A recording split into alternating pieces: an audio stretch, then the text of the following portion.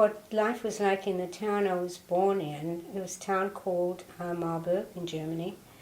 But the town that my parents grew up in, it was a little town called Ebsdorf. And it was a little community town, a very small town, a mixture of all sorts of different people who very much got along with each other. So, small Jewish community, and also a small community of all sorts of different people that were very friendly with each other and interacted a lot. I knew that life changed in that little town was from my parents and from the stories that I heard. What they noticed is that all of a sudden people who were friendly with them before didn't want to be friendly with them again. And there were rules that had not been there before. Jews could not do certain things that they used to do before. They were told that they could not conduct their businesses in the same way. The people of the town who were not Jewish were told that they could not patronize the Jewish businesses. Jews were not allowed to walk on the sidewalk. They had to walk on the streets. And so various things changed that were not like that before. What happened was that my father's father, my grandfather, was arrested just out of the blue. Nobody had any idea that this was going to happen. And he was taken away. He had fought in the First World War and actually had been given the Iron Cross, which was a big decoration that the Germans gave to the people who actually were heroes in the First World War. And he had the presence of mind to take the Iron Cross with him when he was taken to the camp or to the concentration camp where he was detained. And eventually he was able to show them the Iron Cross and to speak to them about what he had done during the war. And they told him they would let him go because of that, but that he was not to speak about what had happened while he was incarcerated. And he never did. He was led out in the middle of the night and came and knocked on the door of my mother's parents' house, my grandparents' house, and all of a sudden there he was. And because he had been in a camp which was very close to their house and not to the village in which he had lived, so he came home and he never ever told anybody what had happened there. But we knew that it was something that must have been very, very horrific as far as he was concerned. It was a major, major trauma for him. People were warned that they had to leave sort of just very quickly within 24 hours. And they had to leave, otherwise they would be arrested and put into a concentration camp.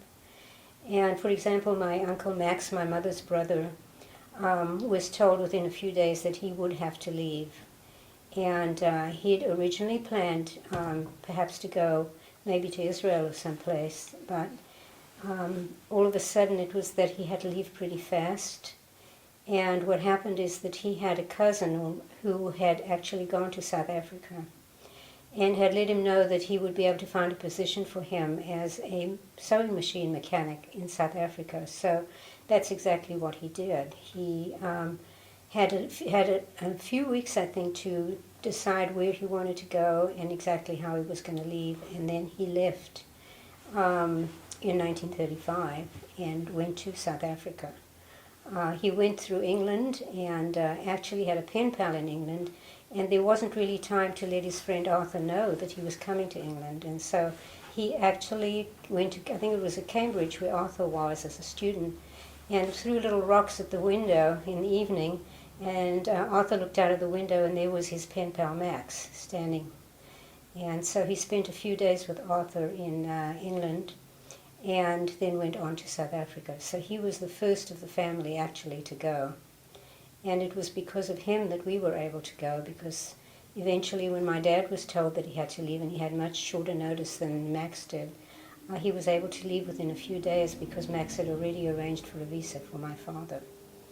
And that's how we followed and landed up in South Africa.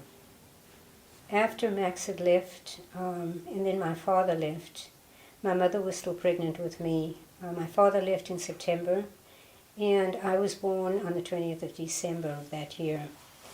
And the plan was then that my mother and I would join my father. So they had tried to book a passage on a ship to go to South Africa. And we were to leave in April of that year. And my Aunt Trudy, who was my father's sister, was supposed to come with us. And all through the plans, at the last minute, she was coming with us, and then she couldn't get a visa, so she was not able to leave at the time. But my grandparents were very upset that my mother was leaving and that she was taking me with them. And so they said to her, leave her here until she's 6 years old, and then you can come back and pick her up and we'll make sure that she's going to be okay. Well, of course, my mother certainly did not want to do that, but they were extremely upset that she would not go along with their decision, especially my grandfather. But we did leave in April of that year, and we sailed to South Africa, and were united with my father and my Uncle Max at that particular point.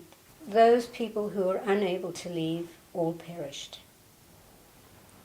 It was very important to my husband and I that we keep the memory of all who died alive by passing it on to the other generations, to our children and to our grandchildren.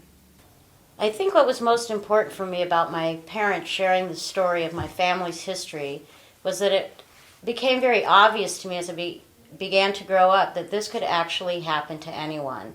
And as I started to realize that friends of mine had aunts and uncles and cousins and great-grandparents, grandparents that I never had that opportunity to know. And those that I did know were halfway around the world in South Africa.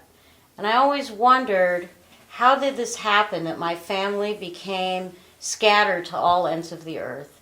And how did these people who I hear stories about and see pictures of that lived these rich, full lives and that were wonderful, wonderful people, how did they die at hands of other human beings?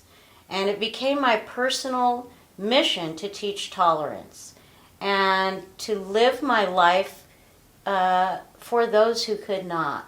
And I felt like somehow or other I was keeping the memory of these people alive, even the people that I'd never met, just proliferating by being joyful, by bringing humor, by teaching people just through interaction of somebody Jewish what it meant to be Jewish. And as I started working more and more with younger children, it became very clear to me that this was the place that I needed to start. And it's my personal credo that tolerance begins when ignorance ends. And I so believe that if people would take the time out to know other people, we would have a lot less problems. And when we say things like the Jews and the Germans or the Russians or the Japanese or the Polish, it sort of removes us from the peoplehood of it. And once we can bring it back down and say, my mother, my father, Aunt Joe, and Uncle Bob, somehow all of a sudden it's something that you can feel. And I wanted people to feel it the way I felt it. And I set off to teach tolerance. I think one of the most important things that I do in teaching small children and their families, especially the non-Jewish families, is that I think it's important for them to come into contact with someone at a young age that is Jewish, especially these that have never come in contact with someone Jewish before and may not at some time in their near future, maybe a community they're disconnected from. And in this way, as they go on in life and they grow up and they start interacting in the larger world, and they may encounter someone who has a prejudice against Judaism or Jewish people, and they can then reflect on a first-hand basis and say, I don't think so. I don't think that's right. I've met someone Jewish, and this woman taught me values and lessons of peace and kindness and love. And I think it's very, very important that we talk to individuals and that people come together on an individual basis. And this is what makes a huge difference in the end.